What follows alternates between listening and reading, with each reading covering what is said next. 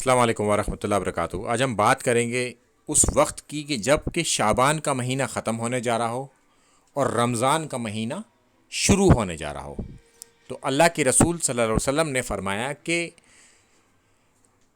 رمضان سے 1 یا 2 دن پہلے کوئی روزے نہ رکھے، چونکہ رمضان کا ایک پروٹوکول ہوگا، اس میں فوکس ہو کے پورے مہینے روزے رکھے جائیں گے، اس کے روزے ہم سب پر فرض ہیں۔